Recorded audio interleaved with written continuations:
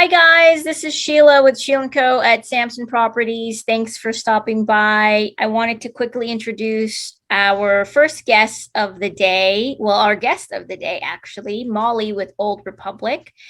She's been with Old Republic Home Warranty now, I believe, for 30 years, and she's actually my personal home warranty rep, and that's how I got to know her. She's a wealth of information.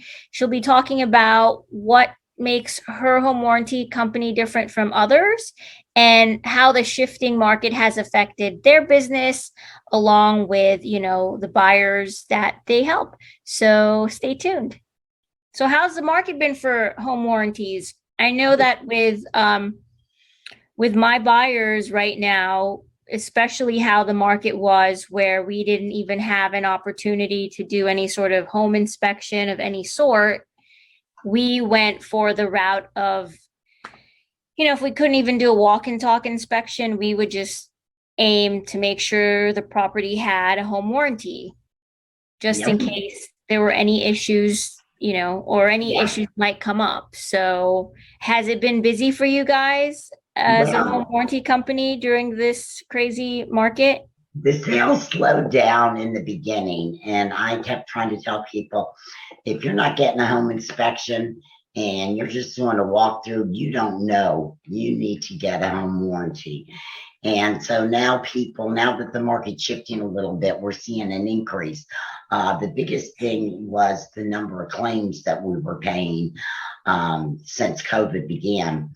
Because people are at home, they're opening the refrigerator more, they're running the HVAC or the heat more. So our claims went up dramatically, and they're still going up. And we've been dealing with supply and demand issues, trying to get those resolved. Very, very interesting times. I've been doing this 30-something years, a little over 30 years. Never seen it like this. Never, ever. Yeah. Personally, we have a home warranty for our properties with you guys. And it's the same thing. We had many issues with many of the appliances. Our tenants had issues as well because they were home a lot too. So I completely agree and can see, exactly what you're talking about. So our claims went up in the last 2 years since the beginning of COVID, went up 42 million. So we're over 172 million last year. This year, we're probably going to go over 200,000. Repairs are just getting more and more expensive, and people get frustrated if a part's on delay. But we have national connections where we can get the part a lot easier, well, not a lot, but easier than a homeowner can. So we're trying everything. Sometimes you just can't find a part, and we have to go to all of our national suppliers, and it's taken time. Is there a particular brand that you would say gets a lot of calls to fix? Right now, I can say for us, Samsung is definitely a terrible. Samsung is very difficult, and believe it or not, GE appliances, we're having problems finding parts for them because so many people have GE appliances, and the parts are just so hard to find. What we've been doing is, if a lot of times the supplier will tell us, it's on back order. And then all of a sudden, a month into it, we've discontinued it. So that's caused our claims losses to go up more, because we have to give them something towards replacement of that entire unit if you can't find the parts. Okay. So that runs into a problem every now and then. But I think with the market starting to shift, and people realizing the cost of repairs just continues to go up and up. 77% of homeowners are reporting that they have a claim, or with or without a warranty, they have an unforeseen repair in the first year of home ownership. That's big. And unfortunately, I think it's up now. Over 61% of homeowners, unfortunately, are living paycheck to paycheck. The cost of everything going up. People just don't have that kind of money. Do you think that the repairs are also going up, not just because of, people being at home more, but also because people are buying homes sometimes sight unseen, not checking any issues and just buying the house without really knowing what's going on with the home? Do you feel that that also Well, is the same? yeah, we ask questions in the beginning. Did you do, was our home inspection? You know, Unfortunately, we're getting out of that time, but 90% of them said, no way was I doing a home inspection. I was number 53 in line on this contract or whatever. So they were waiving those, but then we would say, was there a thorough walkthrough? And we just want to make sure that people understand you don't have to get a home inspection, but you need to do a visual inspection. You need to do a walkthrough. Or if you do move in sight unseen and something's not working, we send a contractor out. And usually a good contractor can tell that this just happened or this has been an ongoing problem. So are there houses that are not, let's say, are there houses that you guys won't put a home warranty on? No, you'll put a home warranty on all homes. Okay. So speaking of shifting market, what have you seen shift wise in your industry? Well, we're seeing, like I said, we're starting to see an increase. I've never seen a market like this, but we're coming out of it. We don't have the mortgage financing problems that we did in past markets. It's just that it was an insane market, you know. I You mean, would think if someone is willing to throw out a home inspection that they would themselves buy a home warranty because it's so inexpensive and and it's beneficial. So I'm actually pretty surprised that some realtors just don't automatically add that into the contract, that the home warranty will either be paid by their client, the buyer, or the sellers. Because if you're not doing a home inspection, that eventually in this type of market that's moved so fast, mistakes were being made. And, buyer's remorse, buyers come back to the agents and say, why didn't you tell me this heat pump was going to go out after I moved in? Why didn't you tell me? And even though they may not have a leg to stand on, that's not going to prevent them from tying up your time and trying to protect yourself. So it's liability on everybody's part. I always say, pull out the home warranty. If the seller won't pay for it, the buyer should really contemplate paying for it.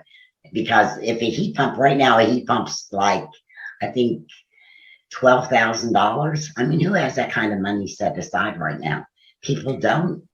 yeah, I am, like I said, I'm pretty surprised by that, because if you're willing to pay $50,000 over asking price, what's another $600 for home warranty? Exactly. That's what I get. It's like, we can't afford it. But look at the house you just bought, So Yeah. it's pretty amazing to see how the market starting to shift. Our business is starting to pick up.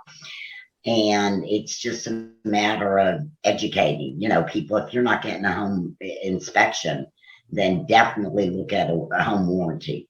So what keeps or puts your home warranty like on a different level, or what makes it different than most other home warranties? What does Old Republic do differently, or what type of value do you guys add that's just, completely different from what's being offered in the one of market? our big things, believe it or not, is our agent toolbox and Homeowner Central, where a homeowner can go online and file a claim online, have it dispatched, everything all done virtually. That's one of the good things. Coverage, we're doing it on past clients now. And what I'm seeing, like I said, I've been doing it a long time, and I'm seeing some warranty companies coming to the market. And I always tell agents, just be very wary. I had one broker that said, oh, look at this one. The price is this, this, and this. I said, okay, because this is my business. I look at it and say, okay, did you know you have to find your own contractor? Or did you know they have a $2,500 limit on the HVAC system? I know where to go with my reading glasses and my magnifiers to say, oh, that's in the fine print. So what I like is we spell out if there's any limits and we don't have it, we cover multiple HVAC systems. If it has, I mean, I'm dealing with one right now. Homeowner moved in March and both heat pumps have gone out and need to be replaced. The labor alone on that is like $7,000, just the labor. Mhm. So, this homeowner is, only been in the house a couple months and, we're replacing it. So we cover multiple systems and we also go to past clients.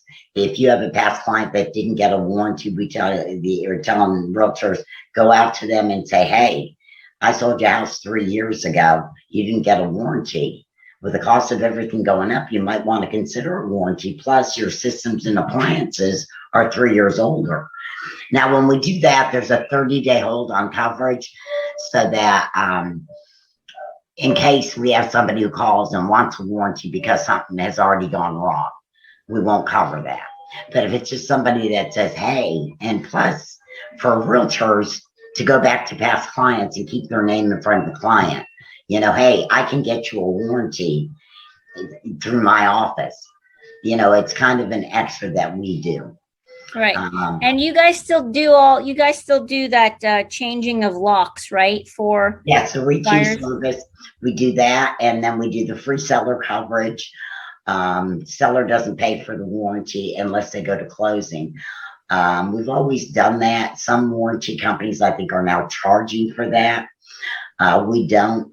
So I had an agent the other day that said, even in a crazy market, what she's doing with the buyers is saying, if you go with a warranty, if you want to make your contract stronger, tell the seller you'll pay for the warranty at closing yourself as a buyer, but we'll go ahead and cover you now between now and closing free of charge.